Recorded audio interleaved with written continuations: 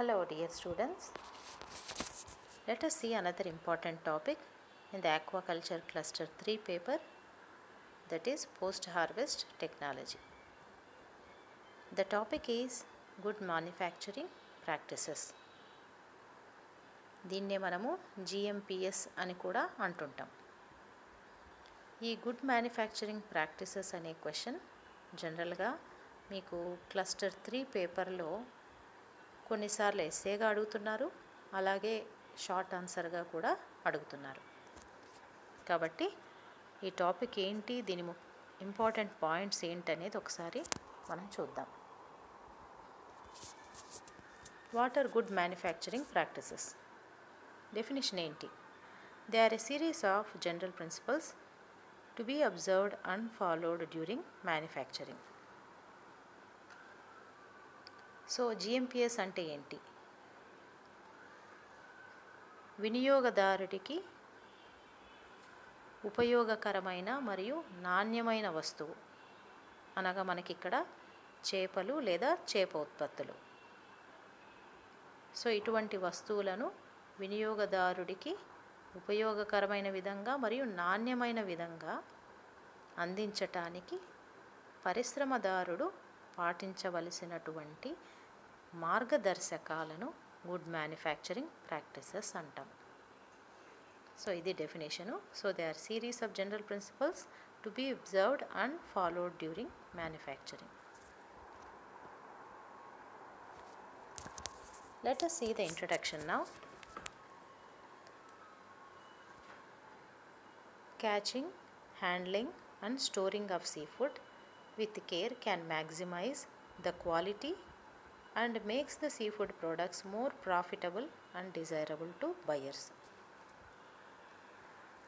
చేపలు పట్టుకొనుట అంటే సేకరించుట, రవాణా చేయుట మరియు వాటిని సరైన పద్ధతులలో నిల్వ చేయుట అనే అంశాల మీదనే సముద్ర ఆహార ఉత్పత్తుల నాణ్యత మరియు వాటి విలువ అనేది ఆధారపడి ఉంటుంది. అన్ని విధాల యోగ్యమైన సముద్ర జీవులతో తయారైన ఆహార పదార్థాలను మాత్రమే వినియోగదారుడు ఉపయోగించటానికి ఇష్టపడతారు. ఈ విషయం మీకు తెలిసిందే. సో ఆరోగ్యకరమైనటువంటి ఆహార పదార్థాలను మాత్రమే ఉపయోగించటానికి వినియోగదారుడు ఇష్టపడతాడు. కాబట్టి అందువల్లనే GMPS అనేవి అమల్లోకి వచ్చాయి. సో అంటే ఈ GMP యొక్క మొదటి ప్రాధాన్యత ఏంటంటే తయారు చేయబడిన ప్రతి పదార్థము చివరి వినియోగదారుడికి చేరే వరకు ఎట్టి లోపము లేకుండా అనగా పాడైపోకుండా ఏ విధమైనటువంటి కలుషితం లేకుండా ఉండాలి. సో ఇదే ప్రధాన ఉద్దేశంగా GMPS అనేవి అమల్లోకి రావటం జరిగింది. It is a guide to fishermen and offer clear information on handling and storage of the catch. So GMPS అనేవి మత్స్యకారులకు మరియు అలాగే చేప ఉత్పత్తుల పరిశ్రమలకు కూడా ఒక గైడ్ లాగా పనిచేస్తాయి అన్నమాట. అంటే ఒక ఖచ్చితమైన స్పష్టమైన విధి విధానాలు ఇవి. వీటి ఆధారంగా పరిశ్రమదారుడు పనిచేస్తూ ఉంటాడు. వీటి ఆధారంగా పరిశ్రమదారుడు ఉత్పత్తులను తయారు చేస్తూ ఉంటాడనమాట.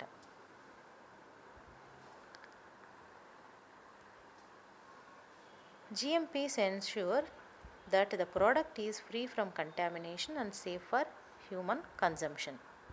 సో తయారు చేయబడినటువంటి ఉత్పత్తులు ఏ విధమైన కలుషితం లేకుండా, లోపం లేకుండా, పాడైపోకుండా వినియోగదారుడికి చేరవలసి ఉంటుంది. అందువల్లనే చాలా దేశాలు, మన ప్రపంచంలో చాలా దేశాలు GMPS లాంటి చట్టాలను చేసి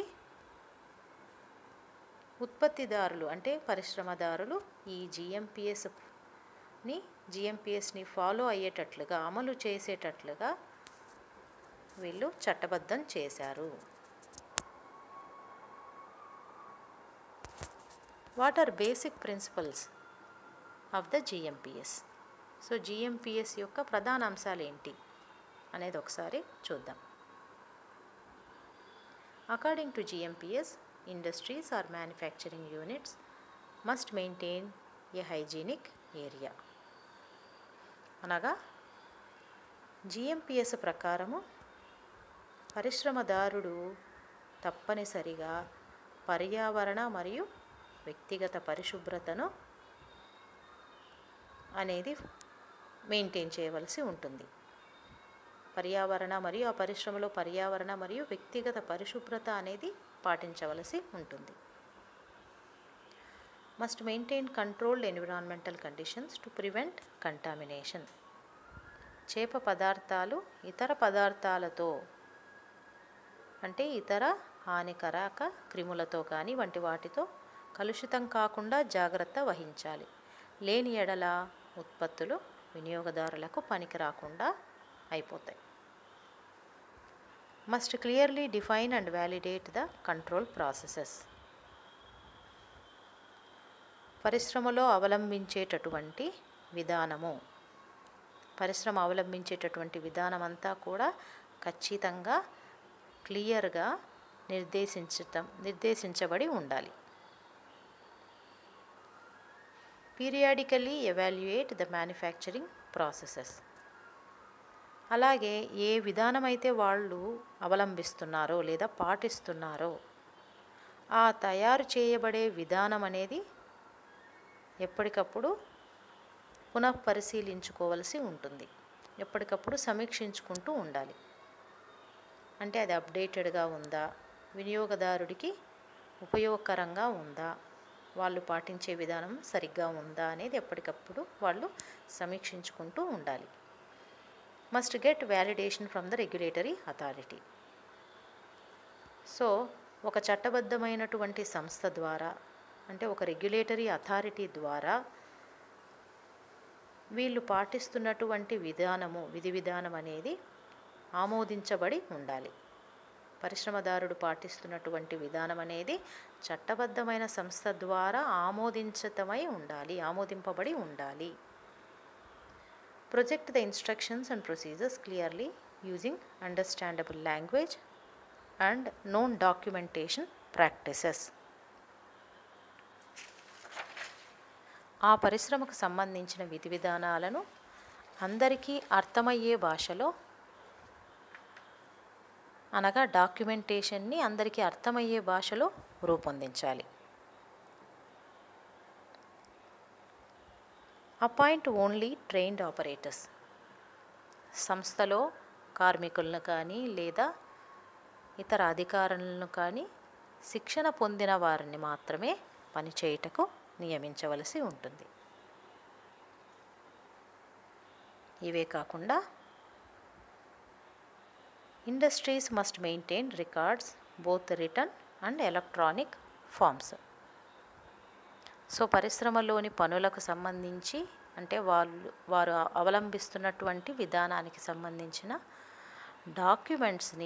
రికార్డ్స్ని ఖచ్చితంగా మెయింటైన్ చేయాలి. అవి చేతి వ్రాతవై ఉండొచ్చు లేదా అలాగే సాఫ్ట్ కాపీస్, ఈ రెండింటిని కూడా వాళ్ళు రూపొందించుకొని ఎప్పటికప్పుడు భద్రపరుచుకుంటూ ఉండాలి. Must maintain the records having the details of history, batch and date of manufacture and distribution. So ఈ రికార్డ్స్లో వాళ్ళు ఆ పరిశ్రమలో తయారయ్యేటటువంటి వస్తువుల చరిత్ర, వాటి బ్యాచ్, ఏ రోజు ఏ బ్యాచ్ తయారవుతుంది, ఎన్ని తయారవుతున్నాయి, అవి ఎక్కడికి పంపిణీ అవుతున్నాయి వంటి అంశాలకు సంబంధించిన రికార్డులన్నీ కూడా వాళ్ళు మెయింటైన్ చేస్తూ ఉండాలి.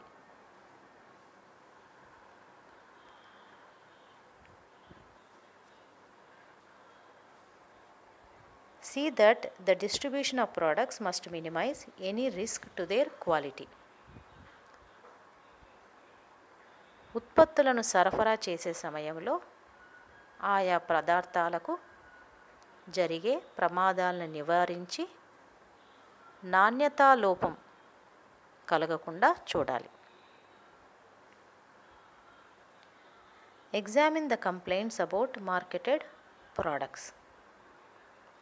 ఏ వస్తువులో అయినా నాణ్యతా లోపం ఉన్నట్లు తెలిసినచో, ఏదైనా ఒక వస్తువు నాణ్యతగా లేదు, దాంట్లో ఒక ఫాల్ట్ ఉంది అని తెలిసిందనుకోండి, ఐడెంటిఫై చేశారనుకోండి, ఆ బ్యాచ్ని అంతటిని వెనుకకు రప్పించుకోవడానికి ఏర్పాట్లు చేసుకోవాలి. Must investigate the causes of quality defects. So ఆ బ్యాచ్ని వెనక్కి రప్పించుకున్న తర్వాత అలాగే వదిలేయకుండా ఆ వస్తువు తయారీలో, అంటే ఇక్కడ మనకి చేప ఉత్పత్తులు, ఆ చేప ఉత్పత్తులు తయారీలో ఎందుకు నాణ్యతా లోపం అనేది ఏర్పడింది, సో దానికి కారణాలేంటి, అలా ఏర్పడటానికి కారణాలేంటి అనే వాటిని అన్వేషించాలి. Must take appropriate measures with respect to the defective products and to prevent recurrence. So తయారీ విధానంలో జరిగినటువంటి లోపాన్ని సరిదిద్దుకొని, మరియు అది మళ్ళీ ఆ ప్రక్రియ, అంటే ఆ లోపం అనేది మళ్ళీ ఏర్పడకుండా జాగ్రత్తలు అనేవి తీసుకోవలసి ఉంటుంది. సో ఇవి మనకి గుడ్ మ్యానుఫ్యాక్చరింగ్ ప్రాక్టీసెస్ అనేవి. సో ఐ హోప్ మీరందరికీ కూడా క్లియర్గా అర్థమై ఉంటుంది అనుకుంటున్నాను. Thank you very much.